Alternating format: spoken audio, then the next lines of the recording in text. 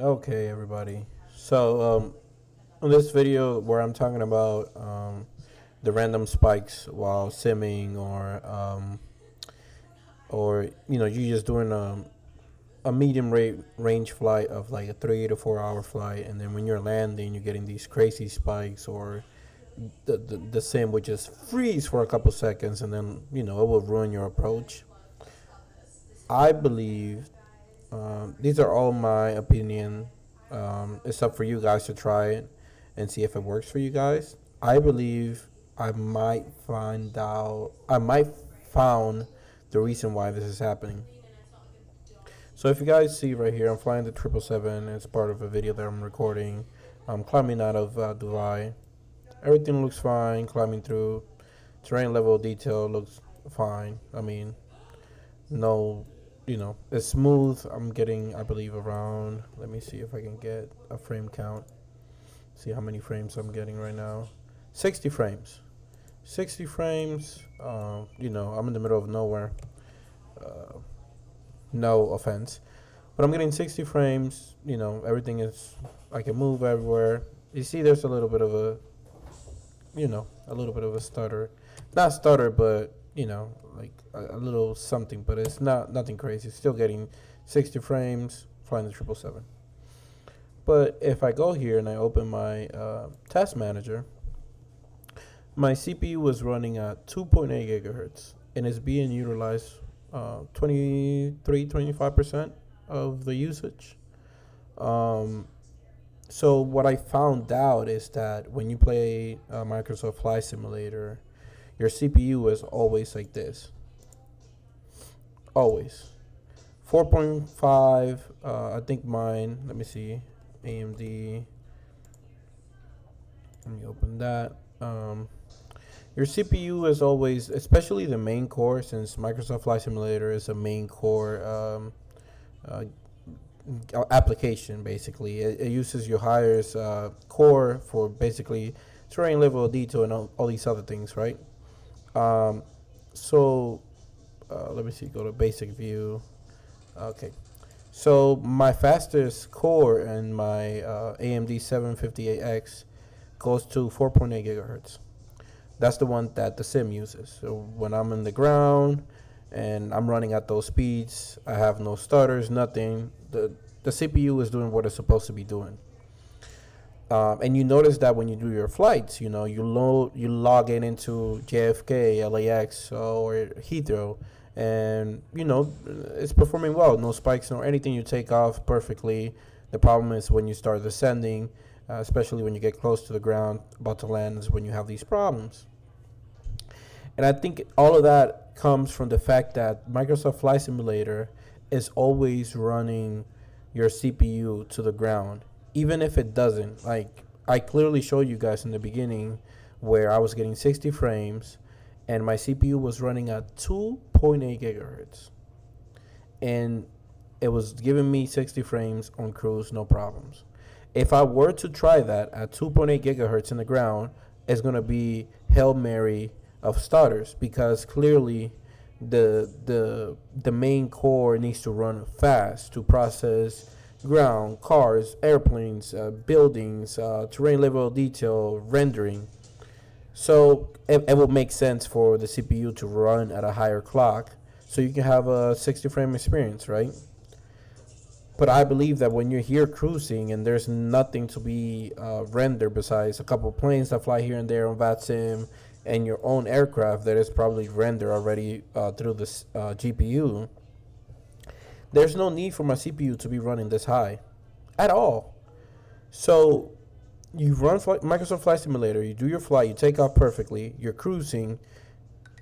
Clearly, the simulator doesn't need all that power. It's destroying your CPU. By the time you go to land, your CPU is either, I don't know how to explain it because I'm not really deep into it, but imagine this. Imagine having your CPU running at its fastest clock speed for 10 hours, 11 hours, 12 hours, if you're doing long haul flights like I love to do.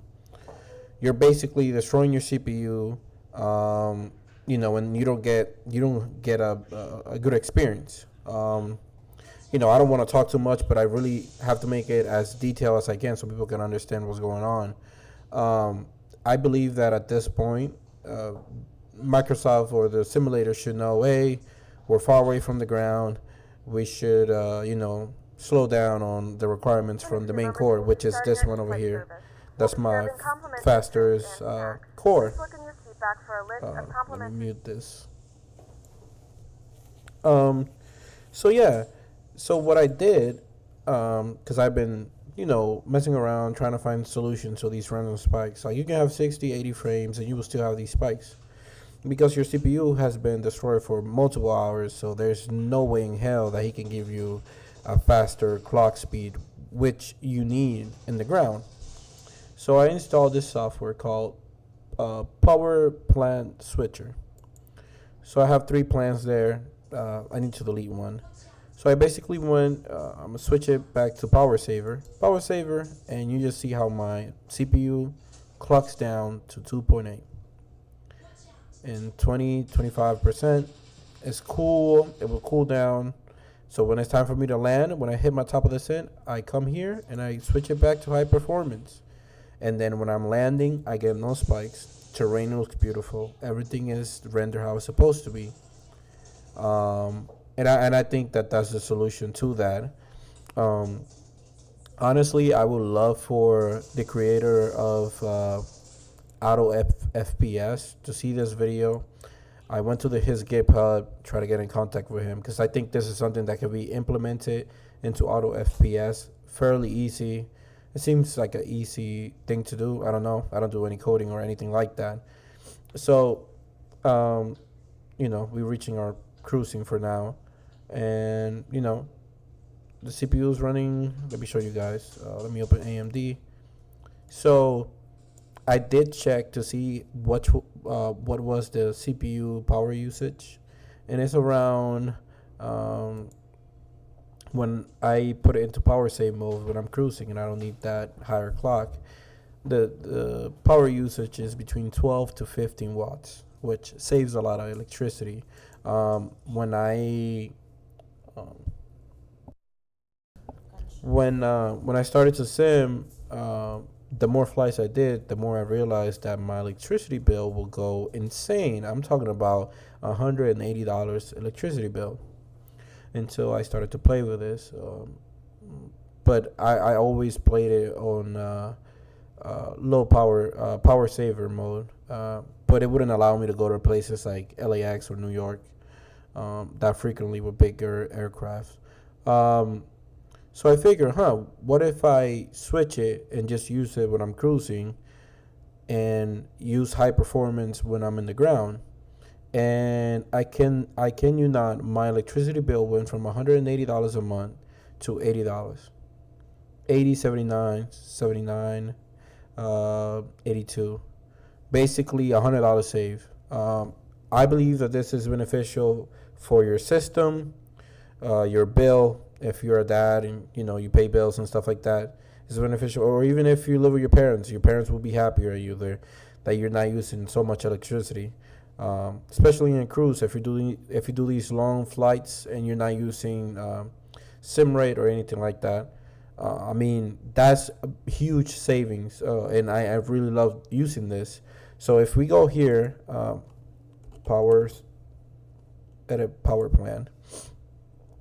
So I went here, went to advanced power settings, and I went to processor powers management. So if we go to this, I have 3 power plants. So if we go to the power saver, what I did was I looked for the minimum requirements of a Microsoft Flight Simulator, and I saw that it was like 3 gigahertz or something like that. Um, so I figured, how would the sim perform if I'm running at 2.8 and cruising when there's no demand? So what I came and did was I went to power management and maximum processor state for power saver, and I put it to 75%. So basically, when I come to this app, so I don't have to do all that, I just go to this app and I click Power Saver. It will limit the power to my the processing state to 75%, which will give me a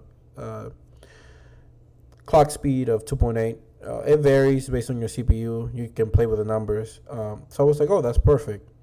And then for my high performance, I said, well, this is when I'm hitting my top of the descent, or I'm in the ground in JFK or Las Vegas, or not Las Vegas, or LAX or Heathrow. I need all that power, and I left it at 100%. So basically, what this app does is just gives you a shortcut. You come here, click it, you switch, cruising, power, saver mode, landings on the ground, high performance, and I promise you that you won't have the crazy spikes because your CPU is not being destroyed and your electricity bill is going to be cheaper. You're going to have a beautiful time. I recorded some footage. I did a test. So I flew from JFK on the Phoenix before the PMDG came out, because I was testing before I made a video because I wanted to make sure that I wasn't high on crack or anything like that. So I did a flight out of JFK on VATSIM. I flew over the Atlantic on an A320, landed on Heathrow, and I had no problems, no spikes, no issues using this method. And then when I landed on Heathrow, I flew through, I did a flight to, what is this name? This place, it should be here. To Finland. I went to Finland, from Heathrow to Finland. I didn't close the simulator. I didn't reload. I just went to the gate in Heathrow. The border passengers with GSX, border passengers again, and then flew out to Finland. And I did that on VATSIM. I have a video of the takeoff. Heathrow was packed with traffic, and there was no problems. I did 6 hours of flight across the Atlantic, and then I did a 2-hour flight into Finland, and I had no problems using this method. So I think that that's something that Autofps can do. For example, these are my settings for my Autofps. I started to use it because I wanted to, honestly, what I wanted to do was change some values, but I think by default it doesn't allow me to. So at base, when I'm in the ground, my terrain level of detail is at 70, under 1,000 feet, which I find it good. I did testing. It didn't give me no spikes. So as soon as I take off and I cross 1,000 feet, it's going to go to 100. For me, the wish would be that I can adjust the base at the high end to be 30, 20, 10. Because honestly, when you're flying this high, there's no point of having 100 level detail. But the software doesn't allow me to do that. It will be nice if you can have free range on how you can change that. Because that can give you all kinds of options, because I wouldn't want to have, I know people have their level of detail after on the high end at 400, 300. I don't need that, bro. I'm doing long hauls. I really don't. So if that could be something that can be added, the ability to put whatever number, that would be wonderful. And then as soon as I cross 50,000 feet, my level of detail goes to 10. I'm not rendering buildings at 15,000 and above. I'm not rendering cars.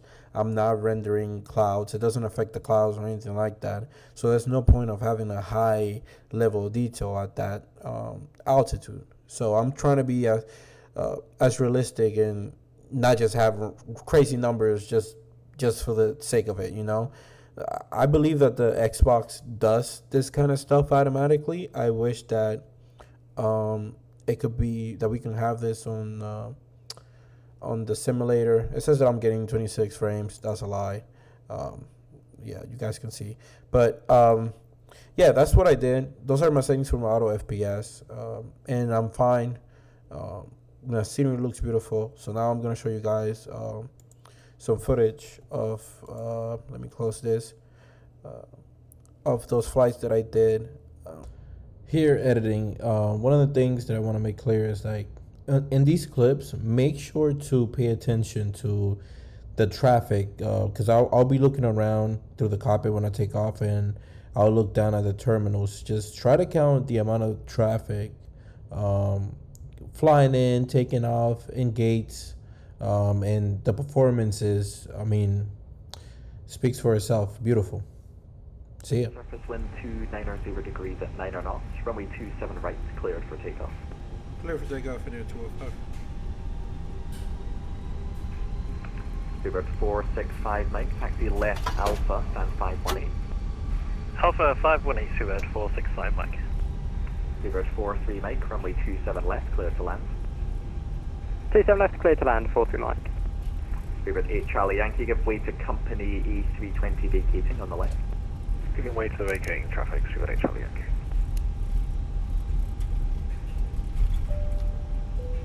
Heathrow, good evening, Bluebird 7 Romeo Lima, stand 907 A320 with Romeo QNH, with Papa QNH 1015, clearance to Linata, please. Bluebird 7 Romeo Lima, Heathrow Tower, hello, clear to Linata, Detling 2 Foxtrot departure, squawk 6361, information Quebec now current. We'll grab Quebec, clear Linata, Detling 2 Fox, squawk 6361, Bluebird 7 Romeo Lima. Bluebird 7 Romeo Lima, correct. Bluebird 900, information Quebec. On final for runway 27 left. UPS 457 Heathrow Tower, continue approach runway 27 left, number 1, surface wind 290 degrees at 9 knots. Continue approach. UPS 457. Bluebird 900, information Quebec. Information Quebec, Bluebird 900. No flight system. Heathrow Tower, Bluebird 983, 9 knots time, runway 27 left. Bluebird 983 Heathrow Tower, hello, continue approach runway 27 left, number 2, surface wind 290 degrees at 9 knots. Continue approach number 2, copy the wind, Bluebird 903. Bluebird 43 Mike, vacate right 20 knots. Vacating right, Bluebird 43 Mike.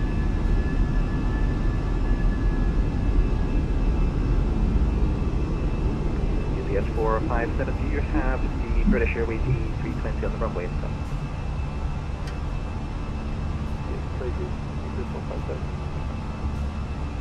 UPS 457, roger. Runway 27 left, clear to land.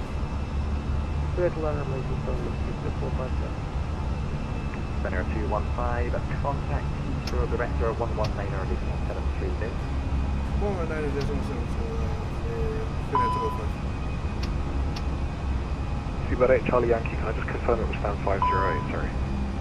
Yes, Bluebird 8 Charlie Yankee, firm, that's correct. Thanks. Bluebird 43 Mike, welcome to Heathrow. Left Alpha, Yankee.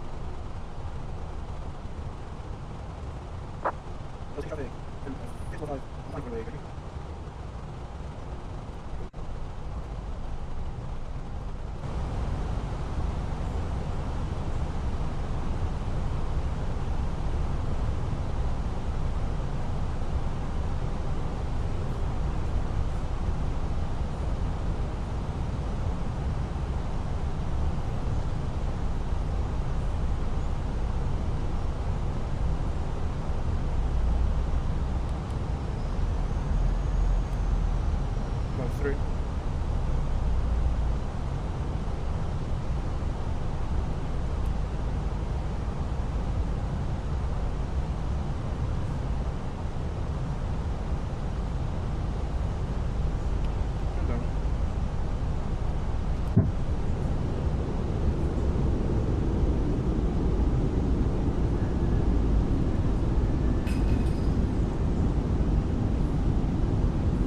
Helsinki traffic, Finland 215, landing runway 33.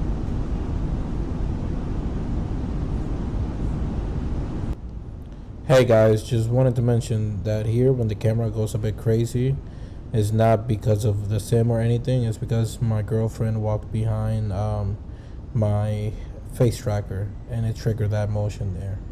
But besides that, no stutterings or anything. Mind you, this is the third flight in the day without restarting the computer or the sim.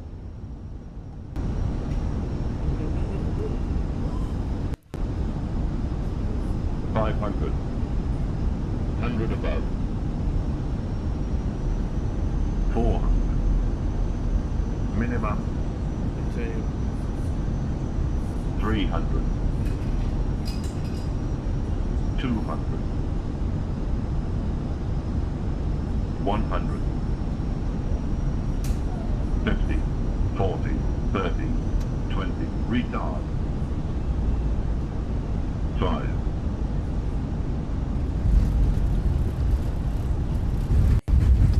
Trust.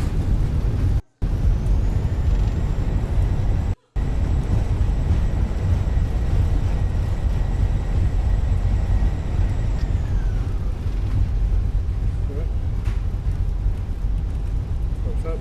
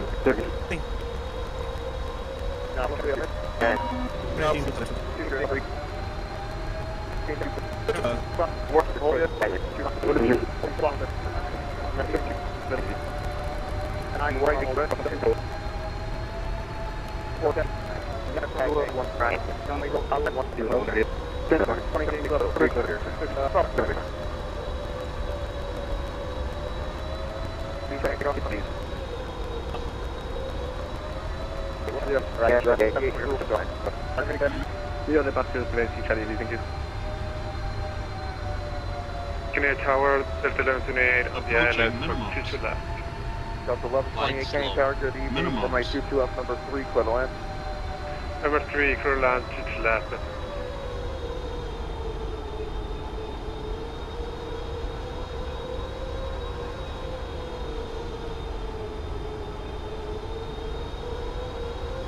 Sink rate.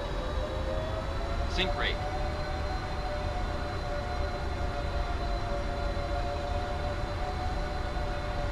Fifty, 40, 30, 20, 10, 5.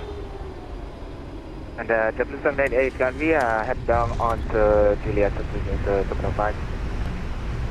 Jet Blue, continue tack, bolster over my future right, please. Keep moving.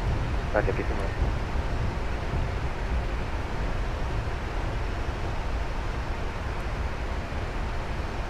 Just 215, happy welcome to County, right turn to Juliet, bolster over my future right. Pull short to the right for Switzerland 5.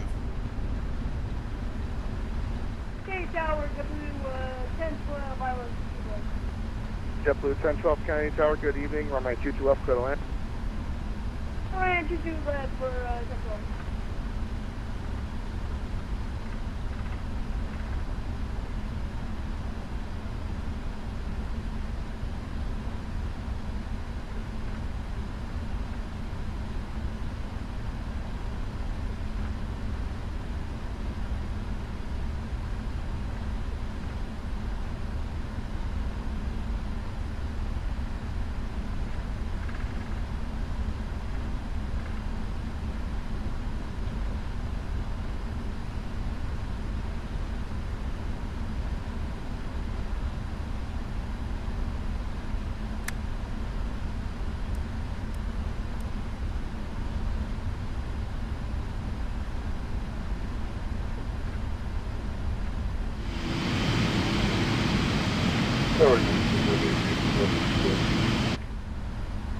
Alright, Delta 1128, cross runway 22 right at hotel, continue into the Terminal 4 ramp via straight, 1 hotel, monitor ground 121.9.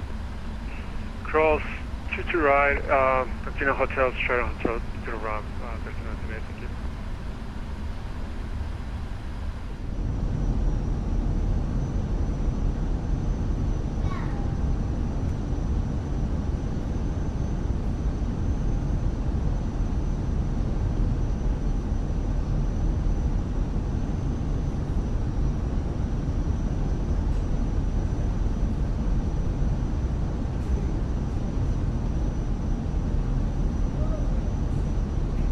Traffic, Finland 215, landing runway 27.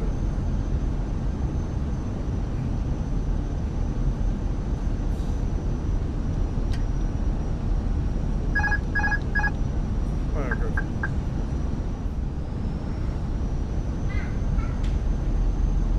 300.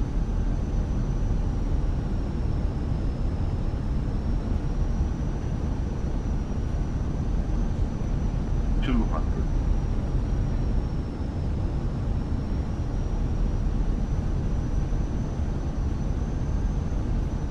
100.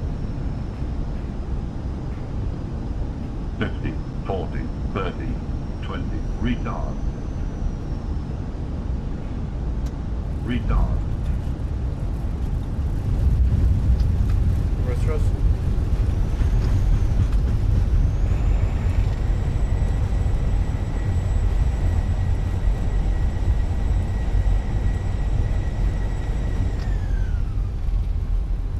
On your braking.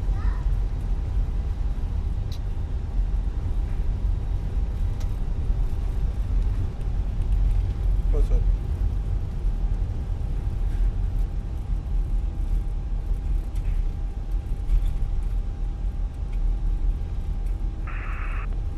You have traffic, Finnair 215, vacated runway 27.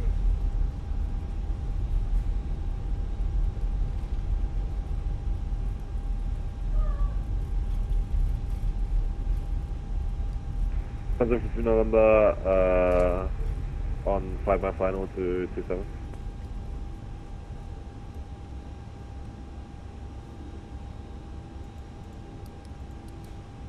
Western 71 November Lima, 6 mile final, we'll either go around or attempt to decrease speed further.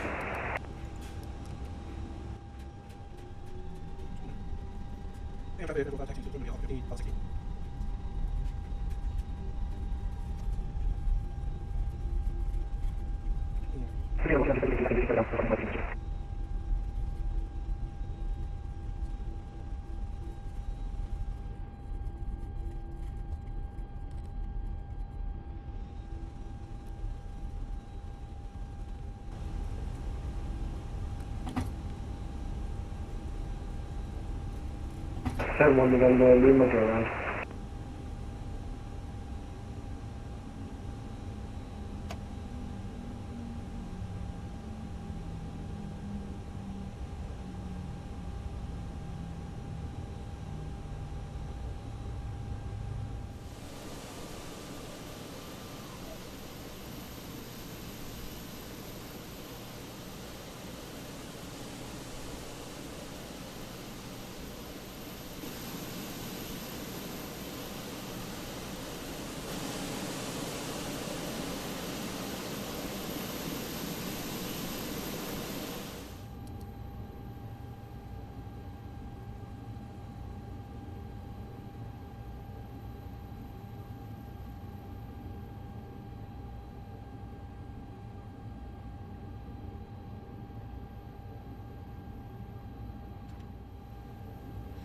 Well, if you made it all the way here, I wish you enjoy the demonstration. I wish that this can help you get rid of those stutters. And hopefully this can get into the hands of the creator of Autofps. If someone can make a fork version of the software and implement these changes or anything else, that would be so appreciated because I know a lot of people struggle with the random spikes. In a way where you can select two power plants in two sections, one for under a certain altitude and one for above a certain altitude. The same way with terrain level of detail and object level of detail. So let's say I want from below 2,000 feet, I want my CPU to work 100%, and above, let's say I put it at 15 or 20,000 feet. Above 20,000 feet, I want my Autofps to select this power plant that I have here that will only allow the CPU to run at 70% or 50%. That way people can, not worry about it and just enjoy the sim. And I'm pretty sure that if something like this gets implemented, people's sim experience will be almost perfect, and for people that have big machines and they go on Reddit and they see other people with the same machine getting better performance, go out there and check your power management and make sure that you're utilizing 100% of your CPU. But yeah, this is my request to the creator of Autofps to implement something like this. Two options to select two different power plants based on altitude. I guess that will be something where the software will have to go and talk to Windows. But, these are my demonstrations. I made sure to do it on VATSIM, and luckily those days there was a lot of traffic. We had Heathrow, JFK, and it goes on and on and on. But this is it. Give it a try. Let me know in the comments if this works. I already helped some friends get it done, and they have had wonderful results.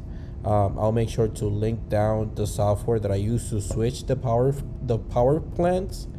And eventually, if Autofps gets updated, we won't have to use this software. Thanks for watching.